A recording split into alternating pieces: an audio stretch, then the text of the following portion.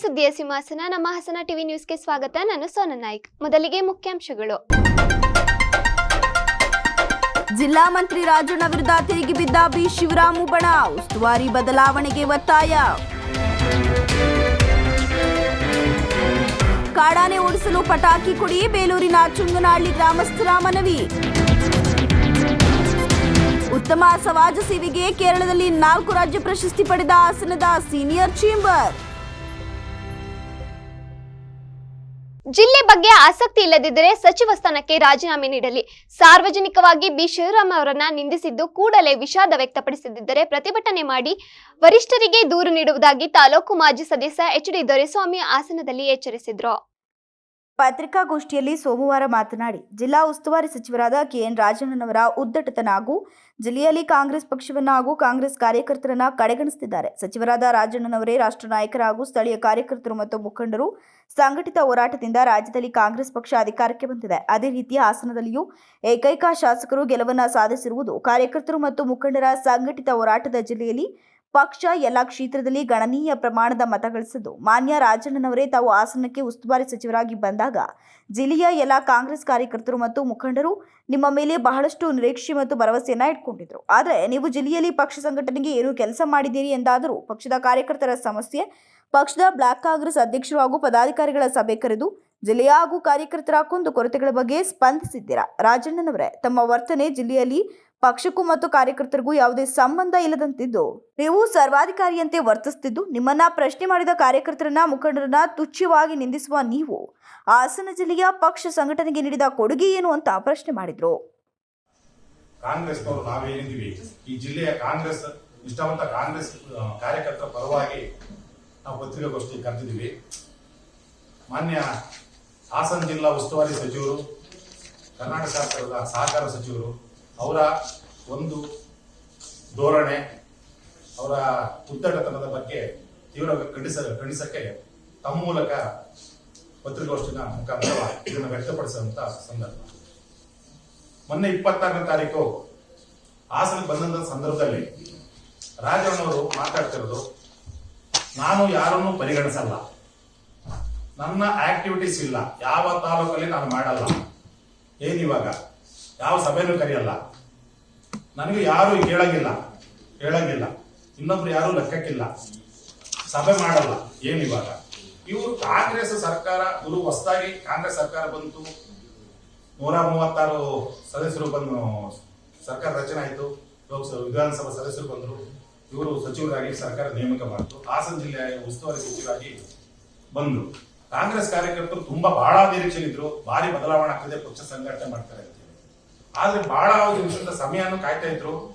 ಮೌಖಿಕವಾಗಿ ಕೆಲವು ನಾಯಕರುಗಳು ಬದಲಾವಣೆ ಮಾಡ್ಕೊಳ್ಳಕ್ಕೆ ಹೇಳಿದ್ದಾರೆ ಕೂಡ. ಮುಖ್ಯಮಂತ್ರಿಗಳ ಸಮ್ಮುಖದಲ್ಲೂ ಕೂಡ ಹಾಸನ ಜಿಲ್ಲಾ ಮುಖಂಡರುಗಳು ಬೆಳಗಾವಿಯಲ್ಲಿ ನಿಯೋಗವಾಗಿ ಕೂಡ ಅವರ ಸಮ್ಮುಖದಲ್ಲಿ ಹೇಳಿರುವಂತ ವಿಚಾರಗಳು.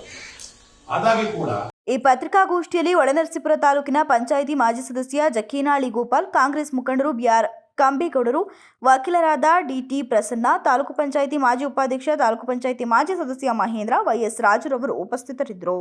ಆನೆಗಳನ್ನ ನಮ್ಮ ಗ್ರಾಮದಿಂದ ಓಡಿಸಿ, ಇಲ್ಲದಿದ್ದರೆ ನಮಗೂ ಪಟಾಕಿಗಳನ್ನ ನೀಡಿ ಓಡಿಸುವ ಅವಕಾಶ ಕಲ್ಪಿಸಿ ಎಂದು ಬೇಲೂರಿನ ಚುಂಗನಹಳ್ಳಿ ಗ್ರಾಮದ ಗ್ರಾಮಸ್ಥರು ಅಧಿಕಾರಿಗಳಿಗೆ ಮನವಿ ಮಾಡಿದ್ರು. ಬೇಲೂರು ತಾಲೂಕಿನ ಅರೆಹಳ್ಳಿ ಹೋಬಳಿಯ ಚುಂಗನಹಳ್ಳಿ ಗ್ರಾಮದ ಜಾನಕಿರವರ ಮನೆಯ ಹತ್ತಿರ ಕಳೆದ ರಾತ್ರಿ 10 ಗಂಟೆಯ ಸಮಯದಲ್ಲಿ ಸುಮಾರು 12 ಕಾಡಾನೆಗಳ ಹಿಂಡು ಮನೆಯ ಹಿಂಬದಿಯಲ್ಲಿ ಕೊಟ್ಟಿಗೆಗಾಗಿ ಬಳಸಿದ್ದ ಬಿದಿರುಗಳನ್ನು ಎಳೆದಾಡಿ ಮನೆಯ ಹಿತ್ತಲಿನಲ್ಲಿ ಬೆಳೆದಿದ್ದ ಕಬ್ಬು, ಕಾಫಿ, ಬಾಳೆ ಸೇರಿದಂತೆ ಇನ್ನಿತರ ಗಿಡಗಳನ್ನು ಹಾನಿ ಮಾಡಿದೆ. ಬಡ ಕುಟುಂಬ ಆದ ಇವರಿಗೆ ಒಂದೊಂದು ಗಿಡಗಳು ಹಾಗೂ ಒಂದೊಂದು ಕಟ್ಟಿಗೆಯು ಮುಖ್ಯವಾಗಿದೆ. ಆದ್ದರಿಂದ ಸಂಬಂಧಪಟ್ಟ ಅಧಿಕಾರಿಗಳು ಗಮನ ಹರಿಸಿ ಆದ ನಷ್ಟಕ್ಕೆ ಪರಿಹಾರವನ್ನ ನೀಡಬೇಕು. ಹಾಗೆ ಗ್ರಾಮಕ್ಕೆ ಆನೆಗಳು ಬರದ ರೀತಿಯಲ್ಲಿ ಎಚ್ಚರವಹಿಸಿ, ಇಲ್ಲದಿದ್ದರೆ ನಮಗೂ ಪಟಾಕಿಗಳನ್ನ ನೀಡಿ ಓಡಿಸಲು ಅವಕಾಶ ಕಲ್ಪಿಸಿ ಎಂದು ಗ್ರಾಮದ ರತನ್ ಅಧಿಕಾರಿಗಳಿಗೆ ಮನವಿ ಮಾಡಿದರು. ಸುಮಾರು 10 ಗಂಟೆ ವೇಳೆಯಲ್ಲಿ ಚುಂಗನಹಳ್ಳಿ ಗ್ರಾಮಕ್ಕೆ ಆನೆ ಬಂದಿದ್ದಾವೆ. ಇವರು ಜಾನಕಿ ಅಂತ, ಇವ್ರ ಮನೆ ಹತ್ರ ಬಂದಿದ್ದಾವೆ. ಸುಮಾರು ಬಾಳೆಗಳನ್ನೆಲ್ಲ ಹಾಳು ಮಾಡಿದೆ, ಹಾಗೆ ಕಾಫಿ ಗಿಡಗಳನ್ನೆಲ್ಲ ಕಿತ್ತಿದೆ. ಹಾಗೆ ಇಲ್ಲಿ ಅಧಿಕಾರಿಗಳು ಬಂದ್ರು, ಆದ್ರೆ ಸುಮ್ಮನೆ ಆನೆ ಓಡಿಸುವ ನೆಪದಲ್ಲಿ ಬಂದ್ರು ಅನ್ನೋದು ಬಿಟ್ರೆ ಪಟಾಕಿ ಆತರ ಏನು ಕೊಡ್ಲಿಲ್ಲ. ಸಾಕಷ್ಟು ಬಾಳೆ ಹಾನಿ ಮಾಡಿದೆ, ಕಾಫಿ ಗಿಡ ಎಲ್ಲ ಹಾನಿ ಮಾಡಿದೆ. ಇವರಿಗೆ ಸರ್ಕಾರದ ಪರವಾಗಿ ಸ್ವಲ್ಪ ಮನೆ ಹತ್ರ ಸ್ವಲ್ಪ ಏನಪ್ಪಾ ಅಂದ್ರೆ ಅದು ಇದು ಬಾಳೆ ಜೊತೆಗೆ ಮನೆ ಸ್ವಲ್ಪ ಹಾಳು ಮಾಡಿದೆ. ಹಾಗಾಗಿ ಇವ್ರಿಗೆ ಪರಿಹಾರ ಏನಾದ್ರು ಸರ್ಕಾರದಿಂದ ಕೊಡ್ತಾರಾ ಅಥವಾ ಅರಣ್ಯ ಅಧಿಕಾರಿಗಳು ಕೊಡ್ತಾರ, ನೀವು ಸ್ವಲ್ಪ ಪರಿಹಾರ ಕೊಡ್ಬೇಕಂತ ನಾವು ಇದ್ರ ಮುಖಾಂತರ ಕೇಳ್ಕೊಳ್ತಾ ಇದ್ದೀವಿ. ನೀವು ನೋಡ್ಬೋದು ಇಲ್ಲಿ ತುಂಬಾ ಬಾಳೆ ಹಾಳಾಗಿದೆ, ಕಾಫಿ ಗಿಡ ಹಾಳಾಗಿದ್ದಾವೆ. ಹಾಗೆ ಮುಂದೆ ಹೋದ್ರೆ ತುಂಬಾ ಕಾಫಿ ಗಿಡ ಹಾಳು ಮಾಡಿದಾವೆ. ಮನೆ ಹತ್ರ ಅಲ್ಲಿ ಸ್ವಲ್ಪ ಶೆಡ್ ಎಲ್ಲ ಕಿತ್ತಾಕಿದಾವೆ. ನೀವಿಲ್ಲೆಲ್ಲ ನೋಡ್ಬೋದಾಗಿದೆ. ಇಲ್ಲಿ ಕಬ್ಬು ಇದ್ವು, ತುಂಬಾ ಕಬ್ಬು ಬೆಳೆದಿದ್ರು ಇವು ಸ್ವಲ್ಪ ಮನೆ ಹತ್ರ, ಆ ಕಬ್ಬನ್ನು ಹಾಳು ಮಾಡಿದೆ. ಈ ವೇಳೆ ಸುನಿಲ್, ಸತ್ಯನಾರಾಯಣ್, ಜಾನಕಿ, ರಮೇಶ್ ಹಾಗೂ ಮತ್ತಿತರರು ಉಪಸ್ಥಿತರಿದ್ದರು. ಉತ್ತಮ ಸಮಾಜ ಸೇವೆ ಪರಿಗಣಿಸಿ ಹಾಸನದ ಸೀನಿಯರ್ ಇಂಟರ್ ನ್ಯಾಷನಲ್ ಚೇಂಬರ್ಗೆ ಕೇರಳದಲ್ಲಿ ನಡೆದ ಸಮ್ಮೇಳನದಲ್ಲಿ 4 ರಾಜ್ಯ ಪ್ರಶಸ್ತಿಗಳು ಲಭಿಸಿವೆ. ಕೇರಳದ ವಯನಾಡ್ ಸುಲ್ತಾನ್ ಬತ್ತೇರಿಯಲ್ಲಿ ನಡೆದ senior chamber inter national fest invest ಕಾರ್ಯಕ್ರಮದಲ್ಲಿ ಪ್ರಶಸ್ತಿ ನೀಡಿ ಜಿಲ್ಲಾ ಪದಾಧಿಕಾರಿಗಳಿಗೆ ಗೌರವಿಸಲಾಯಿತು. ಕಾರ್ಯಕ್ರಮವನ್ನು ರಿಲಿಜಿನಲ್ ಸಭಾಂಗಣದಲ್ಲಿ ಆಯೋಜಿಸಿತ್ತು. ಹಾಸನ ಸೀನಿಯರ್ ಚೇಂಬರ್ ಅನೇಕ ಸಮಾಜಮುಖಿ ಕಾರ್ಯಗಳನ್ನು ನಿರ್ವಹಿಸಿದೆ. ಅವುಗಳಲ್ಲಿ ಪ್ರಮುಖವಾದದ್ದು ಮಾದಕ ವಸ್ತುಗಳಿಂದ ಆಗುವ ದುಷ್ಪರಿಣಾಮ ಹಾಗೂ ನಿಯಂತ್ರಣ. ಸರ್ಕಾರಿ ಶಾಲೆಗಳಲ್ಲಿ ಮಕ್ಕಳಿಗೆ ಪುಸ್ತಕ ಹಾಗೆ ಪರಿಕರ ಹಂಚುವ ಕಾರ್ಯಕ್ರಮ, ಸ್ವಚ್ಛ ಭಾರತ್ ಮಿಷನ್ ಅಂಗವಾಗಿ ಹಾಸನದ ಪ್ರಮುಖ ರಸ್ತೆಯಾದ ಬಿಎಂ ರಸ್ತೆಯನ್ನ ಸ್ವಚ್ಛಗೊಳಿಸಿದ ಕಾರ್ಯಕ್ರಮ, ಪರಿಸರ ಪ್ರೇಮ ಪೂರಕ ಕಾರ್ಯಕ್ರಮ, ರಸ್ತೆಯ ಡಿವೈಡರ್ಗಳಲ್ಲಿ ಗಿಡಗಳನ್ನು ನೆಟ್ಟು ಕಾರ್ಯಕ್ರಮ. ಈ ಕಾರ್ಯಕ್ರಮವನ್ನ ನ್ಯಾಷನಲ್ ಪ್ರೆಸಿಡೆಂಟ್ ಆದ Waris Vaidyan, senior PP of MR Jayesh, vice president Preetham Shenoy, director Nagesh ನಡೆಸಿಕೊಟ್ರು. ಈ ಎಲ್ಲಾ ಕಾರ್ಯಕ್ರಮವನ್ನ ಮನಗಂಡು ಎಲ್ಲಾ ರೀತಿಯ ಕಾರ್ಯಕ್ರಮಕ್ಕೆ ಅನ್ವಯಿಸಿದಂತೆ ರೀಜನಲ್ ಕನ್ಕೋರ್ಸೆ ಫೆಸ್ಟಿನ್ ಮಿಸ್ಟ್ ಪ್ರಥಮ ಪ್ರಶಸ್ತಿಯನ್ನ ವಿತರಿಸಿದ್ರು. 2024 ರಾಷ್ಟ್ರೀಯ ಕಾರ್ಯಕ್ರಮ ಮಾರ್ಚ್ 2 ಮತ್ತು 3ರಂದು ಕೇರಳದ ಕೃಷ್ಣಾ ಬೀಚ್ ರೆಸಾರ್ಟ್ ಕಣ್ಣೂರಿನಲ್ಲಿ ನಡೆಯುತ್ತದೆ ಎಂದು ಸೀನಿಯರ್ ಪಿಪಿಎಫ್ ಎಂಆರ್ ಜಯೇಶ್ ಹಾಗೂ ವೈಸ್ ಪ್ರೆಸಿಡೆಂಟ್ ಪ್ರೀತಮ್ ಶೆಣೈ ಇದೇ ಸಂದರ್ಭದಲ್ಲಿ ತಿಳಿಸಿದರು. ಅನಂತರ ಸಾಂಸ್ಕೃತಿಕ ಕಾರ್ಯಕ್ರಮ ಅದ್ದೂರಿಯಾಗಿ ನೆರವೇರಿತು. ಈ ಕಾರ್ಯಕ್ರಮದಲ್ಲಿ senior chamber inter national Hassan regional ಅಧ್ಯಕ್ಷರಾದ ಹಾಗೂ ನಮ್ಮ ಹಾಸನ ಟಿವಿಯ ಮುಖ್ಯಸ್ಥ ಸಂಪಾದಕರಾದ ತೌಫಿಕ್ ಅಹಮದ್, ಉಪಾಧ್ಯಕ್ಷರಾದ ಪದ್ಮನಾಭ್, ಆರೋಗ್ಯ ಅಧಿಕಾರಿ SNM Prasad, senior chamber international ಸದಸ್ಯರಾದ ಶಬೀರ್ ಅಹಮದ್, ಸಬೀರ್ ಅಹಮದ್ ಪಾಲ್ಗೊಂಡಿದ್ರು. ಚುಟುಕು ಎಂದರೆ ಸಮಷ್ಟಿಯನ್ನ ಮುಷ್ಟಿಯಲ್ಲಿ ಹಿಡಿದಿಟ್ಟಂತೆ ಶಬ್ದಗಳನ್ನ ಚಮತ್ಕಾರದಿಂದ ದುಡಿಸಿಕೊಂಡು ಸಮಾಜದ ಅಂಕುಡೊಂಕುಗಳನ್ನ ವಿಭಂಡನಾತ್ಮಕವಾಗಿ ಪ್ರಸ್ತುತಪಡಿಸುವುದಾಗಿದೆ ಎಂದು ಚುಟುಕು ಸಾಹಿತಿ ಬೇಲೂರು ನವಾಬ್ ತಿಳಿಸಿದ್ರು. ಪಟ್ಟಣದ ಲಕ್ಷ್ಮೀಪುರಂ ಬಡಾವಣೆಯ ವಾತ್ಸಲದಲ್ಲಿ ನಡೆದ ವಾಗ್ಮಿಯ ವೇದಿಕೆ ಚುಟುಕು ಸಾಹಿತ್ಯ ಗೋಷ್ಠಿಯಲ್ಲಿ ಮಾತನಾಡಿದ ಅವರು, ಕನಿಷ್ಠ ಶಬ್ದಗಳಲ್ಲಿ ಗರಿಷ್ಠ ವಿಚಾರ ವ್ಯಕ್ತವಾಗುವುದು ಚುಟುಕಿನ ಜೀವಾಳ. 4 ಶಬ್ದಗಳಿಂದ ರಚಿತವಾದ ಪದ್ಯದ ಕೊನೆಯಲ್ಲಿ ಒಂದು ಪಂಚ್ ಇರಬೇಕಾದ್ದು ಇದರ ಮೂಲ ನಿಯಮವಾಗಿದೆ ಅಂತ ಹೇಳಿದರು. ಚುಟುಕುಗಳಿಗೆ ತನ್ನದೇ ಆದ ಇತಿಹಾಸ ಹಾಗೂ ಚೌಕಟ್ಟು ಇದೆ. ದಾಸ, ಸಂತರು, ಶರಣರ ದ್ವಿಪದಿ, ತ್ರಿಪದಿ, ಚೌಪದಿಗಳ ಪ್ರೇರಣೆಯೇ ಈ ಚುಟುಕು ಸಾಹಿತ್ಯಕ್ಕೆ ಕಾರಣ. ದಿನಕರ ದೇಸಾಯಿ, ಅಕ್ಬರ್ ಅಲಿ, ದುಂಡಿರಾಜ್, ಜರಗನಹಳ್ಳಿ ಶಿವಕುಮಾರ್ ಅವರು ಚುಟುಕು ಸಾಹಿತ್ಯಕ್ಕೊಂದು ಮೆರುಗು ನೀಡಿದ್ದಾರೆ. ಚುಟುಕು ಬರೆಯುವುದು ಒಂದು ಸೂಕ್ಷ್ಮ ಕಲೆಯಾಗಿದ್ದು, ಒಂದು ಹಕ್ಕಿ ತನ್ನ ಮರಿಹಕ್ಕಿಗೆ ಗುಟುಕು ನೀಡುವಂತಹ ಪ್ರಕ್ರಿಯೆಯಾಗಿದೆ ಅಂತ ಹೇಳಿದರು. ಪತ್ರಿಕೆಗಳತ್ತ ಬೆನ್ನು ಮಾಡಿರುವ ಓದುಗರನ್ನ ತಲುಪುವಲ್ಲಿ ಸಾಮಾಜಿಕ ಜಾಲತಾಣಗಳು ಈಗ ಚುಟುಕು ಸಾಹಿತ್ಯಕ್ಕೆ ವೇದಿಕೆಗಳಾಗುತ್ತಿವೆ. ಕನ್ನಡ ಸಾಹಿತ್ಯದ ಚುಟುಕು ಸಾಹಿತ್ಯಕ್ಕೆ ತನ್ನದೇ ಆದ ಸ್ಥಾನ ಕೊಡಿಸುವಲ್ಲಿ ಶ್ರದ್ಧೆಯಿಂದ ಕಾರ್ಯತತ್ಪರಾಗಬೇಕಾಗಿದೆ. ಆ ಕೈಂಕರ್ಯಕ್ಕೆ ಇಂತಹ ಸಾಹಿತ್ಯ ವೇದಿಕೆಗಳು ಪ್ರಾಮಾಣಿಕವಾಗಿ ಪ್ರಯತ್ನಿಸಬೇಕಾಗಿದೆ ಅಂತ ಹೇಳಿದರು. ಕೈಯಲ್ಲಿ ಒಂದು ತಂಬೂರಿನೋ ಎಲ್ಲ ಹಿಡ್ಕೊಂಡು ಮನೆ ಮುಂದ್ಗಡೆ ನಿಂತ್ಕೊಂಡು ಹಾಡೋರು. ಅವರ ಉದ್ದೇಶ ಏನಿತ್ತು ಅಂದರೆ ಅವರ ಒಂದು ಪದದಲ್ಲಿ ಒಂದು ನೀತಿಯನ್ನು ನಿಂತ್ಕೊಂಡು ಹಾಡೋದು. ಪ್ರತಿಯೊಂದು ಪದ್ಯದಲ್ಲೂ ಒಂದು ನೀತಿ ಇರ್ತದೆ, ಅದರಲ್ಲಿ ಒಂದು ಹೊಳಪು. ಈಗಲೂ ಒಂದಷ್ಟು ದಾಸ ಸಾಹಿತ್ಯವನ್ನು ನಾವೇನಾದರೂ ಓದಿದ್ರೆ, ಒಂದಷ್ಟು ವಚನಗಳನ್ನು ನಾವು ಏನಾದರೂ ನೋಡಿದ್ರೆ ಈಗಲೂ ನಮ್ಗೆ ಆನಂದ ಆಗ್ತದೆ. ಎಷ್ಟು ಆನಂದ ಆಗ್ತದೆ ಅಂದರೆ ಒಂದು ಸಣ್ಣ ವಚನ, ಬಸವಣ್ಣವರ ಒಂದು ಸಣ್ಣ ವಚನ ತಗೊಳ್ಳಿ, ನೀವು ಯಾವುದೇ ತಗೊಳ್ಳಿ, ಯಾಕಂದರೆ ಕೋಟ್ ಮಾಡೋ ಹಾಗಿಲ್ಲ ನಾವು ಬಸವಣ್ಣವರ ವಚನಗಳನ್ನು, ಒಂದೊಂದು ಮುತ್ತುಗಳೇ, ಒಂದೊಂದು. ಆದರೆ ಅದನ್ನು ಓದುವ, ಅದನ್ನು ಅರ್ಥ ಮಾಡಿಕೊಳ್ಳುವಂಥ ಶಕ್ತಿ ನಮಗೆ ಬೇಕು. ಈಗ ವೇಣು ಹೇಳಿದಾಗೆ ಅದನ್ನು ನಾವು ಬೆಳೆಸ್ಕೋಬೇಕು ಅಂದರೆ ಇಲ್ಲಿ ಈ ಒಂದು ವರ್ಕ್ಶಾಪ್ ನಡೀಬೇಕು.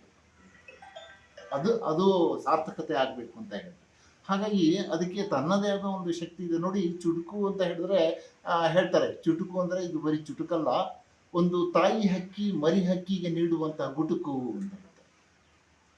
ಎಷ್ಟು ಸೂಕ್ಷ್ಮತೆ ಇದೆ. ಒಂದು ತಾಯಿ ಹಕ್ಕಿ ಮರಿ ಹಕ್ಕಿಗೆ ಗುಟುಕು ಕೊಡೋದಿದೆಯಲ್ಲ, ಬಹಳ ಸೂಕ್ಷ್ಮವಾದ ಕೆಲಸ. ನಾವು ಅನ್ಕೊಂಡಿದ್ದೀವಿ ಎಲ್ಲಿಂದಾನು ಆರಿಸ್ಕೊಂಬಂದು ಹಾಕುತ್ತೆ ಅಂತ. ತಾಯಿ ಹಕ್ಕಿ ಆ ಒಂದು ಆಹಾರವನ್ನು ತಗೊಂಡು ಮೊದಲು ಅದನ್ನ ಜಡ್ಜ್ ಮಾಡುತ್ತೆ. ಈ ಹುಳು ನನ್ನ ಮಗುವಿನ ಬಾಯಿಗೆ ಹಾಕಿದ್ರೆ ಅದು ಇದನ್ನ ಅರಗಿಸಿಕೊಳ್ಳಬಲ್ಲದೆ, ಜೀರ್ಣಿಸಿಕೊಳ್ಳಬಲ್ಲದೆ, ಅಂತಹದನ್ನೇ. ಕಾರ್ಯಕ್ರಮದಲ್ಲಿ ಖ್ಯಾತ ವಿಶ್ಲೇಷಕ ವೇಣುಗೋಪಾಲ್, ಪ್ರಾಂಶುಪಾಲ ಅಣ್ಣಪ್ಪಸ್ವಾಮಿ ಮಾತನಾಡಿದರು. ಕಾರ್ಯಕ್ರಮದ ಅಧ್ಯಕ್ಷತೆಯನ್ನು ಪತ್ರಕರ್ತ ಮಲ್ನಾಡ್ ಮೆಹಬೂಬ್ ವಹಿಸಿದ್ರು. ಸಾಹಿತಿಗಳಾದ ಲಲಿತಾ, ವೀಣಾ, ಪುಷ್ಪ, ಲಕ್ಷ್ಮಣ್, ವಿಶ್ವನಾಥ್, ಸಾಯಿರಬಾನು ಮುಂತಾದವರು ಹಾಜರಿದ್ದರು. ಇಂಡೋನೇಷ್ಯಾ ದೇಶದ ರಾಜವಂಶಸ್ಥರ ಸರ್ಕಾರದ ಗವರ್ನರ್ರಿಂದ ಜಮ್ ಆಫ್ ಇಂಡಿಯಾ ಪ್ರಶಸ್ತಿ ಹಾಗೂ ಚಿನ್ನದ ನಾಣ್ಯವನ್ನು ಪಡೆದ ಚನ್ನರಾಯಪಟ್ಟಣದ ಶಾಸ್ತ್ರೀಯ ನೃತ್ಯ ಕಲಾವಿದೆಯಾದ ಡಾಕ್ಟರ್ ಸ್ವಾತಿ ಪಿ ಭಾರದ್ವಾಜರವರು ನ್ಯಾಷನಲ್ ಕ್ಲಾಸಿಕಲ್ ಡ್ಯಾನ್ಸ್ ಅಕಾಡೆಮಿ ವತಿಯಿಂದ ಭಾರತ ದೇಶ ಸೇರಿದಂತೆ ವಿದೇಶದಲ್ಲೂ ಸಹ ಭಾರತೀಯ ಸಂಸ್ಕೃತಿಯ ಕಲೆಯ ಶಾಸ್ತ್ರೀಯ ನೃತ್ಯಗಳಿಗೆ ವಿಶೇಷ ಸ್ಥಾನಮಾನ ಕೊಡುವ ಮೂಲಕ ನಮ್ಮ ನೃತ್ಯೋತ್ಸವ ಕಾರ್ಯಕ್ರಮವನ್ನು ಗೌರವ ಮತ್ತು ಹೆಮ್ಮೆಯಿಂದ ಪ್ರೋತ್ಸಾಹಿಸುತ್ತಾ ಬಂದಿದ್ದಾರೆ. ಇತ್ತೀಚೆಗೆ ಇಂಡೋನೇಷ್ಯಾ ದೇಶದಲ್ಲಿ 59ನೇ ಅಂತಾರಾಷ್ಟ್ರೀಯ ನೃತ್ಯೋತ್ಸವಕ್ಕೆ ಉತ್ತಮ ಪ್ರೋತ್ಸಾಹ ಸಿಕ್ಕಿದೆ. ಈ ಸಂದರ್ಭದಲ್ಲಿ ರಾಯಲ್ ಪ್ಯಾಲೇಸ್ನಲ್ಲಿ ಆಯೋಜನೆ ಮಾಡಿದ ಸಾಧಕರಿಗೆ ಔತಣಕೂಟ ಹಾಗೂ ಪ್ರಶಸ್ತಿ ಪ್ರದಾನ ಸಮಾರಂಭದಲ್ಲಿ ಇಂಡೋನೇಷ್ಯಾದ ಪ್ರಥಮ ಪ್ರಜೆ ರಾಜವಂಶಸ್ಥರ ರಾಜ್ಯಪಾಲರಾದ ರಾಯಲ್ ಹೈನೆಸ್ ಚನ್ನರಾಯಪಟ್ಟಣದ ಗಿನ್ನಿಸ್ ದಾಖಲೆ ಅಂತಾರಾಷ್ಟ್ರೀಯ ಭರತನಾಟ್ಯ ಕಲಾವಿದೆ ಡಾಕ್ಟರ್ ಸ್ವಾತಿ ಪಿ ಭಾರದ್ವಾಜ್ ರವರ ಸಾಧನೆಯ ಹಾದಿಯನ್ನು ಗುರುತಿಸಿ ಇಂಡೋನೇಷ್ಯಾ ಸರ್ಕಾರದ ವತಿಯಿಂದ ರಾಜ್ಯಪಾಲರ ಕಚೇರಿಗೆ ಕರೆಸಿ ಜಮ್ ಆಫ್ ಇಂಡಿಯಾ ಪ್ರಶಸ್ತಿಯನ್ನು ರಾಜ್ಯಪಾಲರ ಸಹಿಯೊಂದಿಗೆ ಪ್ರಶಸ್ತಿ ಫಲಕ ಹಾಗೂ ಇಂಡೋನೇಷ್ಯಾ ಸಾಂಪ್ರದಾಯಿಕ ಲಕ್ಷ್ಮೀ ಚಿನ್ನದ ಕಾಯಿನ್ ಅನ್ನು ನೀಡಿದರು.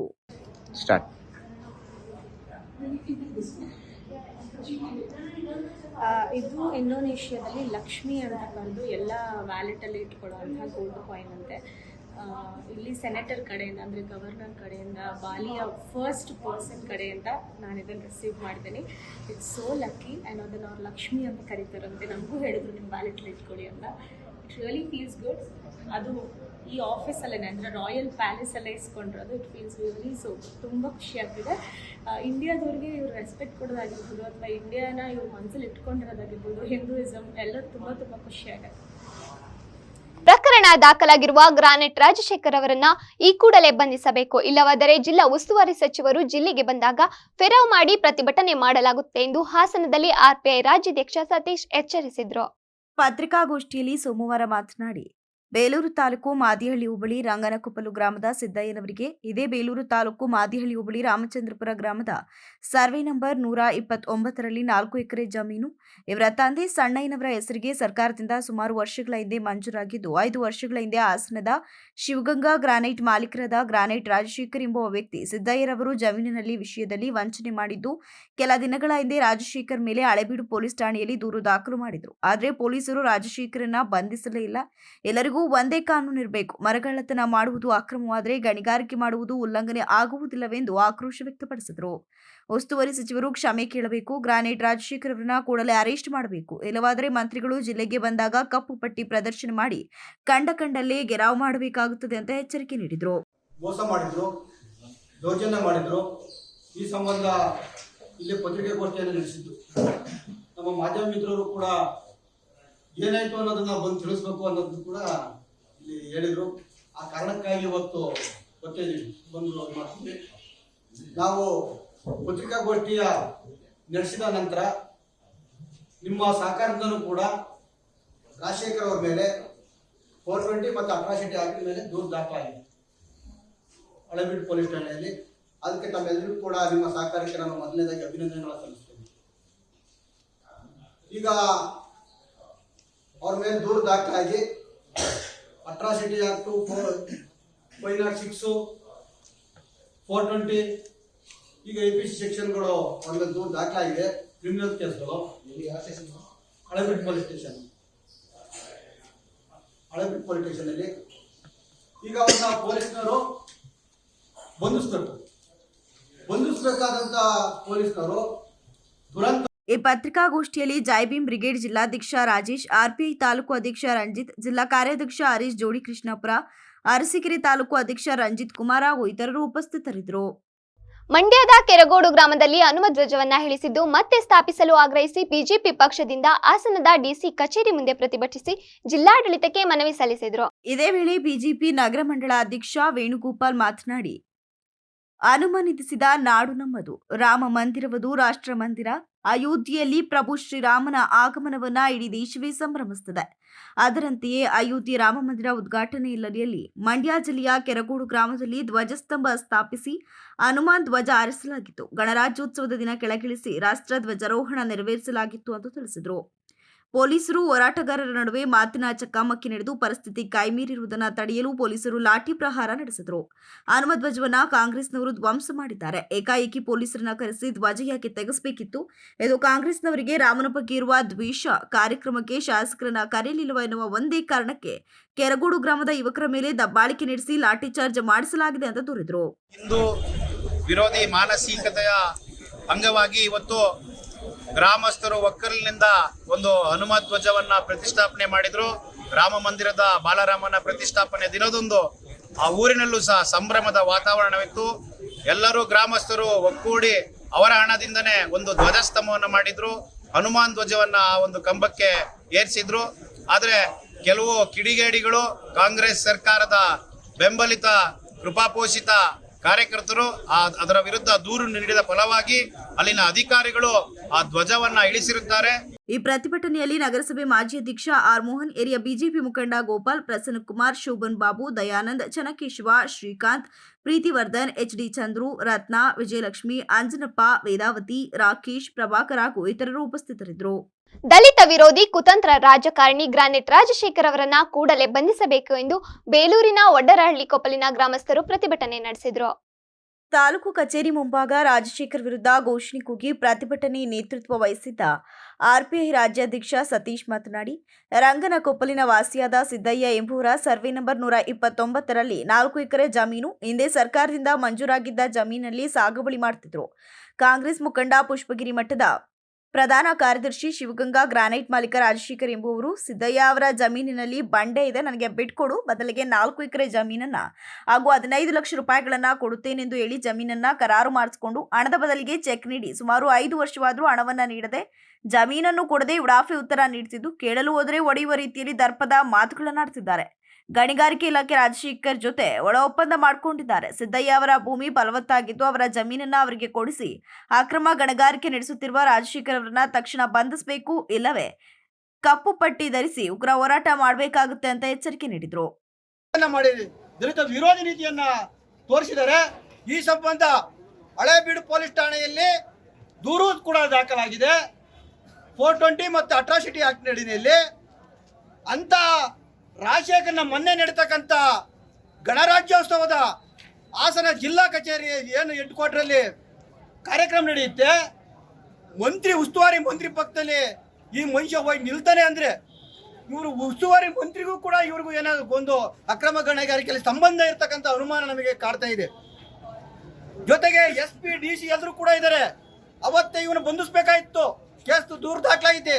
ಅವನು ಒಬ್ಬ ಮಂತ್ರಿ ಜೊತೆ ಕೂರ್ತಾನೆ ಅಂತ ಅಂದರೆ ಈ ಜಿಲ್ಲೆಯಲ್ಲಿ ಪೊಲೀಸ್ ಇಲಾಖೆ ವೈಫಲ್ಯ ಇದೆ. ಈ ಜಿಲ್ಲೆಯಲ್ಲಿ ಕಾನೂನು ಮತ್ತು ಸುವ್ಯವಸ್ಥೆ ಹದಗೆಟ್ಟು ಹೋಗಿದೆ.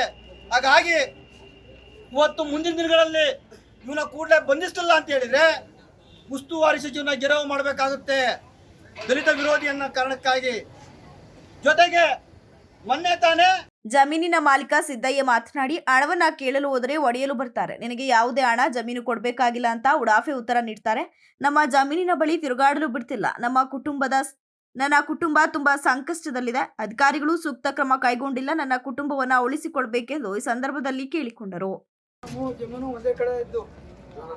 ಒಂದೇ ಕಡೆ ಇರ್ತದೆ. ಆ ಜಮೀನು ಅವರು JCP ಕಲ್ತ್ಕೊಂಡು ಗಣಿಗಾರಿಕೆ ಕತ್ತಿಕ ಬರ್ತಿದ್ರು. ನನ್ನ ಪಕ್ಕ ಜಮೀನು ಇತ್ತಲ್ಲ, ಗುಂಡಿ ಕೆಳಕ್ಕೆ ಬಂದ್ರಲ್ಲ, ಎಷ್ಟೇ ಜಮೀನು ಕೊಡೆಯ ಇದು ಕೊಡೋ, ಇದು ಸರ್ಕಾರದಿಂದ ನಾನು ಇತ್ತಗೊಂಡು ಈ ಕಲ್ ತಿಕ್ಕೊಂಡು ನನಗೆ ಈ ಭೂಮಿ ಬದಲಿಗೆ ಬೇರೆ ಭೂಮಿ ತಿಕ್ಕೊಡ್ತೀನಿ ಅಂತ ಹೇಳಿದರು. ಆಯ್ತು ಸರ್ ಅಂತ ನೀವು ಹೆದರಿ ಆ ಭೂಮಿ ಬಿಟ್ಟಾದ್ಮೇಲೆ ಭೂಮಿ ಕಲ್ ತೆಗೆದಾದ್ಮೇಲೆ ನಮಗೆ ಸ್ವಾಮಿ ಆಕ್ಸಿಡೆಂಟ್ ಆಗೋಯ್ತು. ನಮ್ಮ ಹೆಂಡತಿ, ನಮ್ಮ ಮಗಳು, ಮೊಮ್ಮಗಳು, ಮಗ ಎಲ್ಲ ಸತ್ತೋದ್ರು. ನಾವು ಅಪ್ಪ ಮಕ್ಕಳು ಇಬ್ಬರು ಮಾತ್ರ ಉಳ್ಕೊಂಡು ಹಣಕ್ಕೋಸ್ಕರ ದುಡ್ಡಿಗೆ ಅವರ ಜಮೀನು ಇರೋತಕ್ಕೆ ನಾವು ಹೋದು. ಜಮೀನು ಇರೋತಕ್ಕೆ ಹೋದ್ರೆ ಸ್ವಾಮಿ ದುಡ್ಡು ಕೊಡಿ, ನಾವು ಜೀವನ ಮಾಡಬೇಕು, ಸಾಯ್ತೀವಿ ಅಂತ ನಮ್ಮ ಮಕ್ಕಳಿಗೆ ಅಂದು ಧಿಕ್ಕಾರ. ಬಡವರಿಗೆ ಮೋಸ ಮಾಡಿ ಗಣಿಗಾರಿಕೆ ನಡೆಸುತ್ತಿರುವ ರಾಜಶೇಖರ್ಗೆ ಹೇಳಿ ಧಿಕ್ಕಾರ. ದಲಿತ ವಿರೋಧಿ ಗ್ರಾನೆಟ್ ರಾಜಶೇಖರ್ಗೆ ಹೇಳಿ ಧಿಕ್ಕಾರ. ಬಂಧಿಸಿ ಬಂಧಿಸಿ ಬಂಧಿಸಿ ಬಂಧಿಸಿ. ಈ ಪ್ರತಿಭಟನೆಯಲ್ಲಿ ತಾಲೂಕು ಡಿಎಸ್ಎಸ್ ಸಂಚಾಲಕ ದೇವರಾಜು, ಜಿಲ್ಲಾ ಕಾರ್ಯಾಧ್ಯಕ್ಷ ಹರೀಶ್ ಕುಮಾರ್, ಆರ್ಪಿಐ ತಾಲೂಕು ಅಧ್ಯಕ್ಷ ರಂಜಿತ್ ಕುಮಾರ್, ರಂಗನಕೊಪ್ಪಲಿನ ಸುತ್ತಮುತ್ತಲಿನ ಗ್ರಾಮಸ್ಥರಾದ ಚಂದ್ರಮ್ಮ, ರಂಗಮ್ಮ, ಪುಷ್ಪ, ಈರಮ್ಮ, ರಾಜಲಕ್ಷ್ಮಿ, ಆಶಾ ಇತರರು ಇದ್ದರು. ಯಾವುದೇ ಅಹಿತಕರ ಘಟನೆ ನಡೆಯಬಾರದೆಂದು ಪೊಲೀಸ್ ಇಲಾಖೆ ಹಾಜರಿದ್ದರು. ಹೊಸಕೋಟೆ ಗ್ರಾಮದ ಆರಾಧನಾ ಎಸ್ಟೇಟ್ನಲ್ಲಿ ಗಣಿಗಾರಿಕೆ ನಡೆಯುತ್ತಿದ್ದು ಕೂಡಲೇ ನಿಷೇಧಿಸಬೇಕು, ಇಲ್ಲವಾದರೆ ಬೃಹತ್ ಪ್ರತಿಭಟನೆ ಮಾಡುವುದಾಗಿ ಕಾವೇರಿ ಸೇನೆ ಕೊಡಗಿನ ಅಧ್ಯಕ್ಷ ಕೆಎ ರವಿಚಂಗಪ್ಪ ಹಾಸನದಲ್ಲಿ ಎಚ್ಚರಿಸಿದರು. ಪತ್ರಿಕಾಗೋಷ್ಠಿಯಲ್ಲಿ ಸೋಮವಾರ ಮಾತನಾಡಿ, ಈ ಹಿಂದೆ ಈ ಸ್ಥಳದಲ್ಲಿ ಅನಧಿಕೃತವಾಗಿ ಗಣಿಗಾರಿಕೆ ನಡೆಯುತ್ತಿತ್ತು. ಪಶ್ಚಿಮ ಘಟ್ಟಗಳಲ್ಲಿ ಗಣಿಗಾರಿಕೆ ನಿಷೇಧಿಸಲಾಗಿದೆ. ಇದರಿಂದಾಗಿ ಪರಿಸರದ ಮೇಲೆ ಹಾನಿ ಉಂಟಾಗುತ್ತದೆ. ಸ್ಫೋಟಕಗಳನ್ನು ಬಳಸುವುದರಿಂದ ನೀರಿನ ಅಂತರ್ಜಲ ಮಟ್ಟ ಕುಸಿಯುತ್ತದೆ. ಬೆಟ್ಟ ಗುಡ್ಡಗಳು, ಮರಗಿಡಗಳು, ಮಳೆ ಮಾರುತಗಳನ್ನು ತಡೆದು ಆಕರ್ಷಿಸಿ ಯಥೇಚ್ಛವಾಗಿ ಮಳೆ ಸುರಿಯುತ್ತವೆ. ಈ ನೀರು ಹರಿದು ಹೇಮಾವತಿ, ಕಾವೇರಿ ನದಿಗೆ ಸೇರುತ್ತವೆ. ಲಕ್ಷಾಂತರ ರೈತರ ಜೀವನಾಡಿಯಾಗಿದೆ. ಕುಡಿಯುವ ನೀರು ಒದಗಿಸುತ್ತದೆ. ಈ ಪ್ರದೇಶದಲ್ಲಿ ಅಮೂಲ್ಯ ಗಿಡಮೂಲಿಕೆಗಳು, ಪ್ರಾಣಿ ಪಕ್ಷಿಗಳು, ಸಸ್ತನಿಗಳು, ಕೀಟಗಳು ಕಂಡುಬರ್ತಿವೆ. ಹಲವಾರು ಪ್ರಾಣಿಗಳು ಆಹಾರವಿಲ್ಲದೆ ರೈತರು ಬೆಳೆದ ಬೆಳೆ, ತರಕಾರಿ ನಾಶ ಮಾಡುತ್ತದೆ. ಈ ಹಿಂದೆ ಜಿಲ್ಲಾಧಿಕಾರಿಗಳ ಕಚೇರಿ ಮುಂದೆ ಪ್ರತಿಭಟನೆ ನಡೆಸಿ ಮನವಿ ಪತ್ರ ಸಲ್ಲಿಸಲಾಗಿತ್ತು. ರಾಜ್ಯಪಾಲರ ಕಚೇರಿ ಮುಂದೆ ಪ್ರತಿಭಟನೆ ನಡೆಸಿ ಭೇಟಿ ಮಾಡಿ ಮನವಿ ಸಲ್ಲಿಸಿ ಗಣಿಗಾರಿಕೆ ನಿಲ್ಲಿಸಲಾಗಿತ್ತು. ಈಗ ಪುನಃ ಅನುಮತಿ ಪಡೆದಿದ್ದೇವೆ ಎಂದು ಪರಿಸರವನ್ನ ನಾಶ ಮಾಡುತ್ತಿದ್ದಾರೆ. ಇದರಿಂದ ಹಾಸನ ಹಾಗೂ ಕೊಡಗು ಜಿಲ್ಲೆಗೆ ಆಗುವ ತೊಂದರೆ ತಪ್ಪಿಸಬೇಕೆಂದು ಜನಸಾಮಾನ್ಯರ ಪರವಾಗಿ ಕಳಕಳಿಯಿಂದ ವಿನಂತಿಸುತ್ತೇವೆ. ಇಲ್ಲದಿದ್ದಲ್ಲಿ ಸಾವಿರಾರು ಜನ ಸೇರಿ ಬೃಹತ್ ಪ್ರತಿಭಟನೆ ನಡೆಸಲಾಗುವುದು ಅಂತ ಹೇಳಿದರು. ಪಂಚಾಯಿತಿ ವ್ಯಾಪ್ತಿಯ ಹೊಸಕೋಟೆ ಗ್ರಾಮದಲ್ಲಿ ಆರಾಧನಾ ಎಸ್ಟೇಟ್ನಲ್ಲಿ ಇವಾಗ ಒಂದು ಗಣಿಗಾರಿಕೆ ನಡೆಸಲಿಕ್ಕೆ ಯಾವುದೊಂದು ಕಂಪನಿ ಬಂದು ಉಗ್ರಾಣ ನಡೆಸಿದೆ. ಈ ಹಿಂದೆ ಕೂಡ 10 ವರ್ಷ ಹಿಂದೆ ಇದೇ ಕುಲದವರು ಗಣಿಗಾರಿಕೆ ನಡೆಸಲಿಕ್ಕೆ ಉಗ್ರಾಣ ನಡೆಸಿದ ಸಂದರ್ಭದಲ್ಲಿ ಹೇಮಾವತಿ ಸೇನೆ ಮತ್ತು ಕಾವೇರಿ ಸೇನೆ ನೋಡಿ ಅದಕ್ಕೆ ನಾವು ತಕರಾರು ಮಾಡಿ ಆಗ ನಿಲ್ಲಿಸಿದ್ದು ನಮ್ಮ ಜಿಲ್ಲಾಧಿಕಾರಿಗಳು. ಏಕನ್ಮಧ್ಯೆ ಏಕಾಏಕಿ ಒಂದು ಸರ್ಕಾರ ಬಂದಿದೆ. ಅದು ಬಂಡೆ ಸರ್ಕಾರ, ಗೊತ್ತು ನಿಮಗೆ ಬಂಡೆ ಅಂತ. ಬಂಡೆ ಸರ್ಕಾರದಿಂದ ಇವಾಗ ಬೆಂಬಲದೊಂದಿಗೆ ಇವೆಲ್ಲ ಬಂದಲ್ಲಿ ಇದ್ದಾರೆ. ಈಗಾಗಲೇ ಕಾರ್ಮಿಕರಿಗೆ ಬೇಕಾದಂಥ ಲೈನ್ಗಳನ್ನು ಕಟ್ಟಿದ್ದಾರೆ. ಮಿಷನರಿ JCB, ಹಿಟಾಚಿ ಇದೆಲ್ಲ ಬಂದಲ್ಲಿ ನಿಲ್ಲಿಸಿದ್ದಾರೆ. ಇನ್ನೇನು ಡೈನಮೈಟ್ ಹಾಕಿ ಕಲ್ಲನ್ನು ಸಿಡಿಸಬೇಕಷ್ಟೇ. ಅದರಿಂದ ಅಲ್ಲಿ ಆನೆ, ಕಾಟಿ, ನವಿಲು ಎಲ್ಲ ಥರದ ಪ್ರಾಣಿಗಳು ಇವೆ. ಈ ಪತ್ರಿಕಾಗೋಷ್ಠಿಯಲ್ಲಿ ಗ್ರಾಮಸ್ಥರಾದ HK ರಮೇಶ್, ಕಾವೇರಿ ಸೇನೆಯ ಕೊಡಗು ಉಪಾಧ್ಯಕ್ಷ ಶಶಿಧರ್, ಪುಟ್ಸ್ವಾಮಿಗೌಡ, HT ಗಣೇಶ್, TN ಹರೀಶ್ ಹಾಗೂ ಇತರರು ಉಪಸ್ಥಿತರಿದ್ದರು. ಕರ್ನಾಟಕ ಗೃಹ ಮಂಡಳಿಯ ನೂತನ ಅಧ್ಯಕ್ಷರಾಗಿ ನೇಮಕಗೊಂಡಿರುವ ಅರಸೀಕೆರೆ ಶಾಸಕರಾದ KM ಶಿವಲಿಂಗೇಗೌಡ ಅವರನ್ನ ಒಳನರಸೀಪುರದ ಕಾಂಗ್ರೆಸ್ ಯುವ ನಾಯಕರಾದ ಶ್ರೇಯಸ್ ಎಂ ಪಟೇಲ್ ಅವರು ಬೆಂಗಳೂರಿನ ಕರ್ನಾಟಕ ಗೃಹ ಮಂಡಳಿಯ ಕೇಂದ್ರ ಕಚೇರಿಯಲ್ಲಿ ಸನ್ಮಾನಿಸಿದರು. ಈ ಸಂದರ್ಭದಲ್ಲಿ ವಸತಿ ಸಚಿವರಾದ ಜಮೀರ್ ಅಹಮದ್, ಕಾಂಗ್ರೆಸ್ ಮುಖಂಡರುಗಳಾದ MA Gopalaswamy, Sridhar Gowda, Banavasi Rangaswamy, BP Manjigowda, Murali Mohan, Shankar, block Congress ಅಧ್ಯಕ್ಷರುಗಳಾದ ಮೆಟ್ರೋ ಬಾಬು, HT ಲಕ್ಷ್ಮಣ್, ಸಾಮಾಜಿಕ ಜಾಲತಾಣದ ಮುಜಾಹಿದ್ ಬಾಷಾ, HK ಮಹೇಶ್ ಸೇರಿದಂತೆ ಹಲವಾರು ಮುಖಂಡರು ಹಾಜರಿದ್ದರು. ಜನವರಿ 26ರಿಂದ ಫೆಬ್ರವರಿ 23ರವರೆಗೆ ಸಂವಿಧಾನ ಜಾಗೃತಿ ಜಾಥಾ ಕಾರ್ಯಕ್ರಮ ನಡೆಸಲು ಸರ್ಕಾರ ವೇಳಾಪಟ್ಟಿಯನ್ನು ಪ್ರಕಟಿಸಿದೆ ಎಂದು ಹೊಳೆನರಸೀಪುರ ತಾಲೂಕು ದಂಡಾಧಿಕಾರಿ KK ಕೃಷ್ಣಮೂರ್ತಿ ತಿಳಿಸಿದರು. ತಾಲೂಕು ಕಚೇರಿಯಲ್ಲಿ ಸೋಮವಾರ ಏರ್ಪಡಿಸಿದ ಸಂವಿಧಾನ ಜಾಗೃತಿ ಜಾಥಾ ಕಾರ್ಯಕ್ರಮದ ಪೂರ್ವಭಾವಿ ಸಭೆಯನ್ನು ಉದ್ದೇಶಿಸಿ ಮಾತನಾಡಿದರು. ಭಾರತ ದೇಶದಲ್ಲಿ ಪ್ರಜಾಪ್ರಭುತ್ವ ವ್ಯವಸ್ಥೆಯಲ್ಲಿ ನಡೆಯುತ್ತಿರುವಂತಹ ದೇಶದ ಆಡಳಿತ ವ್ಯವಸ್ಥೆ ಏನಿದೆ ಅದು ಸಂಪೂರ್ಣವಾಗಿ ಸಂವಿಧಾನದ ನೆರಳಲ್ಲಿ ನಡೆಯುತ್ತಾ ಬಂದಿದೆ. ಹಾಗಾಗಿ ಭಾರತದ ಸಂವಿಧಾನದ ಆಚರಣೆ ಮತ್ತು ಇದರ ಮಹತ್ವದ ಬಗ್ಗೆ ಜಾಗೃತಿಯನ್ನು ಮೂಡಿಸಲು ಸಂವಿಧಾನ ಜಾಗೃತಿ ಕಾರ್ಯಕ್ರಮವನ್ನು ಹಮ್ಮಿಕೊಳ್ಳುವ ನಿಟ್ಟಿನಲ್ಲಿ ಮತ್ತು ಈ ಸಂವಿಧಾನ ಜಾಗೃತಿ ಜಾಥಾವು ಪರಿಣಾಮಕಾರಿಯಾಗಿ ಫಲಪ್ರದವಾಗಬೇಕೆಂಬ ನಿಟ್ಟಿನಲ್ಲಿ ಜಿಲ್ಲಾ, ತಾಲೂಕು, ಹೋಬಳಿ ಹಾಗೂ ಪಂಚಾಯಿತಿ ಮಟ್ಟದಲ್ಲಿ ಸರ್ಕಾರವು ಸಮಿತಿಯನ್ನು ರಚನೆ ಮಾಡಿದ್ದಾರೆ. ಕೇವಲ 4 ಜನ ಅಧಿಕಾರಿಗಳು ಮಾಡದೆ ಜನಪ್ರತಿನಿಧಿಗಳು, ವಿವಿಧ ಸಂಘ ಸಂಸ್ಥೆಗಳ ಅಧ್ಯಕ್ಷರುಗಳ ಮುಖಂಡರುಗಳನ್ನು ಸಮೀಕ್ಷೆ ಮಾಡಿ ಅವರುಗಳಿಗೆ ಸಂವಿಧಾನದ ಬಗ್ಗೆ ಅರಿವು ಮೂಡಿಸುವ ಉದ್ದೇಶವಾಗಿದೆ ಎಂದು ತಿಳಿಸುತ್ತಾ, ಸಂವಿಧಾನ ಶಿಲ್ಪಿ ಡಾಕ್ಟರ್ BR ಅಂಬೇಡ್ಕರ್ ಅವರ ಪರಿಕಲ್ಪನೆ ಆಶೋತ್ತರಗಳೇನಿವೆ ಅವುಗಳನ್ನು ಈಡೇರಿಸುವ ನಿಟ್ಟಿನಲ್ಲಿ ನಾವುಗಳು ಸಂವಿಧಾನ ಜಾಥಾವನ್ನು ಭವ್ಯವಾದ ರೀತಿಯಲ್ಲಿ ಎಲ್ಲ ಸಂಘ ಸಂಸ್ಥೆಗಳ ಅಧ್ಯಕ್ಷರು, ಉಪಾಧ್ಯಕ್ಷರು, ಪದಾಧಿಕಾರಿಗಳು ಸ್ವಾಗತಿಸಿ ಹೆಚ್ಚಿನ ಸಂಖ್ಯೆಯಲ್ಲಿ ಆಗಮಿಸಿ ತಾಲೂಕು ಆಡಳಿತಕ್ಕೆ ಕೈಜೋಡಿಸಿ ಅಂತ ತಿಳಿಸಿದರು. 26/1/2024ರಿಂದ 23/2/2024ರವರೆಗೆ ಸಂವಿಧಾನ ಜಾಗೃತಿ ಜಾಥಾ ಕಾರ್ಯಕ್ರಮವನ್ನು ಸರ್ಕಾರ ವೇಳಾಪಟ್ಟಿಯನ್ನು ನಿಗದಿಪಡಿಸಿದೆ. ಭಾರತ ಇದೇ ಸಂದರ್ಭದಲ್ಲಿ ಮುಖ್ಯಾಧಿಕಾರಿ ಮಹೇಂದ್ರ, ನಗರ ಠಾಣಾ ಉಪನಿರೀಕ್ಷಕ ಅರುಣ್, ಇಲಾಖೆಯ ಮುಖ್ಯಸ್ಥರುಗಳಾದ ವಿವಿಧ ಸಂಘ ಸಂಸ್ಥೆಗಳ ಅಧ್ಯಕ್ಷರು ಹಾಗೂ ಪದಾಧಿಕಾರಿಗಳು ಉಪಸ್ಥಿತರಿದ್ದರು. ಅರೆಹಳ್ಳಿ ಗ್ರಾಮ ಪಂಚಾಯಿತಿ ವ್ಯಾಪ್ತಿಯ ಸರ್ಕಾರಿ ಜಾಗವನ್ನ ಬಿಲ್ ಕಲೆಕ್ಟರ್ ಆಗಿ ಕಾರ್ಯನಿರ್ವಹಿಸುತ್ತಿರುವ ರೂಪ ಎನ್ನುವ ಅಧಿಕಾರಿ ಜಾಗವನ್ನ ಕಬಳಿಕೆ ಮಾಡಿದ್ದು, ಅಧಿಕಾರಿಯನ್ನ ಅಮಾನತು ಮಾಡುವಂತೆ ದಲಿತ ಸಂಘರ್ಷ ಸಮಿತಿಯ ಜಿಲ್ಲಾ ಸಂಚಾಲಕ ಅರೆಹಳ್ಳಿ ನಿಂಗರಾಜು ಹಾಸನದಲ್ಲಿ ತಿಳಿಸಿದರು. ಪತ್ರಿಕಾಗೋಷ್ಠಿಯಲ್ಲಿ ಸೋಮವಾರ ಮಾತನಾಡಿ, ಅರೆಹಳ್ಳಿ ಗ್ರಾಮ ಪಂಚಾಯಿತಿ ವ್ಯಾಪ್ತಿಯ ಸರ್ವೆ ನಂಬರ್ 13ರಲ್ಲಿ 36 ಗುಂಟೆ ಸಂತೆ ಮೈದಾನದ ಜಾಗವನ್ನು ಅಕ್ರಮವಾಗಿ ಕಬಳಿಸಿದ್ದಾರೆ. ಈ ವಿರುದ್ಧ ಮೇಲಾಧಿಕಾರಿಗಳಿಗೆ ದೂರು ನೀಡಿದ್ರು. ಇವರಿಗೆ ಯಾವುದೇ ಅಧಿಕಾರಿಗಳು ಸಹ ಕ್ರಮ ಕೈಗೊಂಡಿಲ್ಲ ಅಂತ ಹೇಳಿದ್ರು. ಸರ್ಕಾರಿ ಜಾಗವನ್ನ ಒತ್ತುವರಿ ಮಾಡಿ ಕಬಳಿಸಿದ್ದಾರೆ. ಇದನ್ನ ತೆರವು ಮಾಡುವಂತೆ ಕೂಡ ಗ್ರಾಮ ಪಂಚಾಯಿತಿ ಹಾಗೂ ಜಿಲ್ಲಾ ಪಂಚಾಯಿತಿ ಹಾಗೆ ಜಿಲ್ಲಾಧಿಕಾರಿಗಳಿಗೆ ಕೂಡ ದೂರು ನೀಡಿದ್ದು, ಇವರಿಗೆ ಯಾವುದೇ ಕ್ರಮ ಕೈಗೊಂಡಿಲ್ಲ ಅಂತ ಹೇಳಿದ್ರು. ಒತ್ತುವರಿ ಮಾಡಿರುವ ಜಾಗದಲ್ಲಿ ಮಳಿಗೆ ಕಟ್ಟಿ ಲೈಸೆನ್ಸ್ ತೆಗೆದುಕೊಂಡು ಕೋಳಿ ಅಂಗಡಿ ಮಾಡಿದ್ದಾರೆ. ಅದನ್ನೆಲ್ಲ ತೆರವು ಮಾಡಿ ಸಾರ್ವಜನಿಕರ ಅನುಕೂಲಕ್ಕೆ ಕಲ್ಪಿಸಬೇಕು ಅಂತ ಒತ್ತಾಯ ಮಾಡಿದ್ರು. ಅರೆಹಳ್ಳಿನಲ್ಲಿ ಸರ್ಕಾರಿ ಸರ್ವೆ ನಂಬರ್ 13ರಲ್ಲಿ 36 ಗುಂಟೆ ಜಾಗ ಸರ್ಕಾರಿ ಜಾಗ ಇದೆ.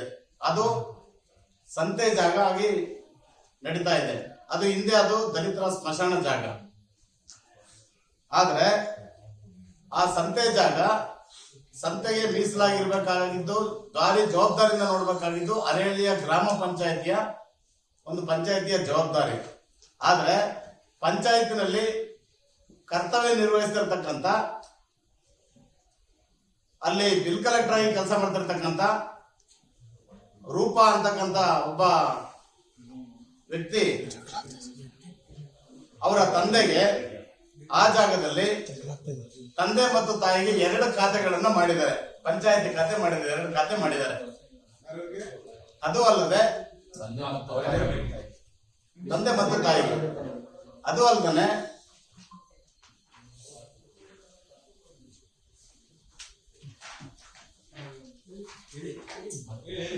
ಅಲ್ಲಿ ಸರ್ಕಾರ ಸಾರ್ವಜನಿಕರು ಕುಡಿತಿರ್ತಕ್ಕಂಥ ಒಂದು ಬೋರ್ವೆಲ್ ನ ಕೂಡ ತೆಗೆದಿತ್ತು. ಆ ಬೋರ್ವೆಲ್ ಕೂಡ ಮುಚ್ಚಾಕಿ ಅಲ್ಲಿ ಕೋಳಿ ಅಂಗಡಿನ ಮಾಡಿ ಅಲ್ಲಿಗೆ ಮಳಿಗೆ ಕಟ್ಟಿ. ಈ ಪತ್ರಿಕಾಗೋಷ್ಠಿಯಲ್ಲಿ ಕರ್ನಾಟಕ ದಲಿತ ಸಂಘರ್ಷ ಸಮಿತಿ ಮುಖಂಡರಾದ ವೆಂಕಟೇಶ್ ಬ್ಯಾಕರವಳ್ಳಿ, ಎಐಟಿಯುಸಿ ಜಿಲ್ಲಾ ಪ್ರಧಾನ ಕಾರ್ಯದರ್ಶಿ ಧರ್ಮರಾಜ್, ದಸಂಸ ಮುಖಂಡರಾದ ಹರೀಶ್ ಉಳುವಾರೆ, ವಿ ರಾಜು ಹಾಗೂ ಇತರರು ಉಪಸ್ಥಿತರಿದ್ದರು. ಮಾಜಿ ಸಚಿವರಾದ ಬಿ ಶಿವರಾಂ ವಿರುದ್ಧ ಏಕವಚನ ಪದ ಬಳಕೆ ಮಾಡಿದ್ದು, ಜಿಲ್ಲಾ ಮಂತ್ರಿ ಕೆಎನ್ ರಾಜಣ್ಣ ಅವರನ್ನ ಸಚಿವ ಸ್ಥಾನದಿಂದ ಬದಲಾವಣೆ ಮಾಡಬೇಕು ಎಂದು ಕಾಂಗ್ರೆಸ್ ಜಿಲ್ಲಾ ಕಾರ್ಯದರ್ಶಿ ಮತ್ತು ಗ್ರಾಮ ಪಂಚಾಯಿತಿ ಸದಸ್ಯ ಭಾಗ್ಯಚಾಸ್ ಒತ್ತಾಯಿಸಿದರು.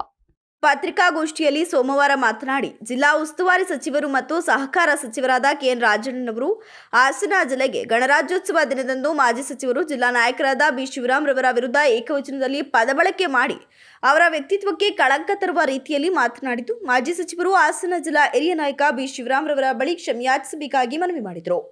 ಇದರ ವಿರುದ್ಧ ನಿಮ್ಮ ನಡವಳಿಕೆ ಬದಲಾವಣೆ ಮಾಡಿಕೊಳ್ಳದೆ ಹೋದಲ್ಲಿ ಜಿಲ್ಲಾದ್ಯಂತ ನಿಮ್ಮ ವಿರುದ್ಧ ಹೋರಾಟ ಮಾಡುವುದಾಗಿ ಶಿವರಾಂ ಅಭಿಮಾನಿಗಳು ಮತ್ತು ಜಿಲ್ಲಾ ಕಾಂಗ್ರೆಸ್ ನಾಯಕರುಗಳು ಕೆಪಿಸಿಸಿ ಅಧ್ಯಕ್ಷರಿಗೆ ತಿಳಿಸಿರ್ತೇವೆ.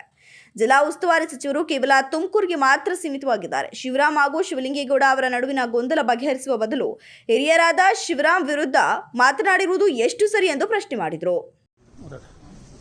ಮೊನ್ನೆ ದಿನ ಜಿಲ್ಲಾ ಉಸ್ತುವಾರಿ ಮಂತ್ರಿಗಳು ರಾಜಣ್ಣ ಅವರು ನಮ್ಮ ಜಿಲ್ಲಾ ನಾಯಕರು ಗಣಸಿ ಶಿವರಾಮ್ ವಿರುದ್ಧ ಬಾಯಿಗೆ ಬಂದಂಗೆ ಏಕವಚನದಲ್ಲಿ ಮಾತಾಡಿದ್ದಾರೆ. ಅವರ ವಿರುದ್ಧವಾಗಿ ನಾವು ಇವತ್ತು ಪತ್ರಿಕಾ ಹೇಳಿಕೆ ಕೊಡೋಣ ಅಂತೇಳಿ ಬಂದಿದ್ದೀವಿ ಸರ್. ಇವತ್ತು ಸರ್, ಅವರು ಶಿವರಾಮ್ ಅವರು ಈ ಜಿಲ್ಲೆಯಲ್ಲಿ ಭಾರಿ ಹಿರಿಯ ರಾಜಕಾರಣಿ. ಕಾಂಗ್ರೆಸ್ನಲ್ಲಿ 9 ಬಾರಿ ಅವರು ಬಿ ಫಾರ್ಮ್ ತಗೊಂಡು ಕಾಂಗ್ರೆಸ್ನಲ್ಲಿ ಏಕೈಕ ವ್ಯಕ್ತಿ ಗಣಸಿ ಶಿವರಾಮ್ ಅವರು. ಸರ್, ಇವ್ರ ವಿರುದ್ಧ ರಾಜಣ್ಣ ಅವರು ಮಾತಾಡ್ತಾರೆ ಅಂತ ಹೇಳಿದ್ರೆ ಇವ್ರ ಕೊಡುಗೆ ಏನು ಈ ಜಿಲ್ಲೆಗೆ ಅಂತೇಳಿ ನಾವು ಪ್ರಶ್ನೆ ಮಾಡ್ತಿದ್ವಿ ಸರ್. ನಾವು ಇವತ್ತಿನ ದಿನ ಸರ್ ಅವರು ಜಿಲ್ಲೆಗೆ ಅವರ ಅಭಿವೃದ್ಧಿ ಶೂನ್ಯ. ರಾಜಣ್ಣ ಅವರು ಮತ್ತು ಜಿಲ್ಲೆಗೆ ಯಾವುದೇ ರೀತಿ ಇವರು ಗ್ರಾಂಟ್ನ ತಂದಿಲ್ಲ ಇವತ್ತುವರೆಗೂ. ಸುಮ್ಮನೆ ನೆಂಟರಂಗ್ ಬರ್ತಾರೆ ಹೋಗ್ತಾರೆ. ಇವತ್ತು ಹಾಸನ ಕಿಕ್ಕರೆ ಅವರು ಅವ್ರ ಕಾರ್ಯಕ್ರಮಗಳು ಏನೂ ಇಲ್ಲ. ಅವರು ಜಿಲ್ಲಾ ಪಂಚಾಯತಿಗೆ 13 ಕೋಟಿ ರೂಪಾಯಿ ಅನುದಾನ ಬಂದಿರೋ. ಈ ಪತ್ರಿಕಾಗೋಷ್ಠಿಯಲ್ಲಿ ಅಲಸುಲಿಗೆ ಗ್ರಾಮ ಪಂಚಾಯಿತಿ ಅಧ್ಯಕ್ಷೆ ಶೋಭಾಗೌಡ, ಸಾಮಾಜಿಕ ಹೋರಾಟಗಾರ ಬಾಗಿಯ ರಾಜು ಇತರರು ಉಪಸ್ಥಿತರಿದ್ದರು. ಕೊನೆಯಲ್ಲಿ ಮತ್ತೊಮ್ಮೆ ಮುಖ್ಯಾಂಶಗಳು. ಜಿಲ್ಲಾ ಮಂತ್ರಿ ರಾಜಣ್ಣ ವಿರುದ್ಧ ತಿರುಗಿ ಬಿದ್ದ ಬಿ ಶಿವರಾಂ ಬಣ, ಉಸ್ತುವಾರಿ ಬದಲಾವಣೆಗೆ ಒತ್ತಾಯ. ಕಾಡಾನೆ ಓಡಿಸಲು ಪಟಾಕಿ ಕೊಡಿ, ಬೇಲೂರಿನ ಚುಂಗನಹಳ್ಳಿ ಗ್ರಾಮಸ್ಥರ ಮನವಿ. ಉತ್ತಮ ಸಮಾಜ ಸೇವೆಗೆ ಕೇರಳದಲ್ಲಿ 4 ರಾಜ್ಯ ಪ್ರಶಸ್ತಿ ಪಡೆದ ಹಾಸನದ ಸೀನಿಯರ್ ಚೇಂಬರ್.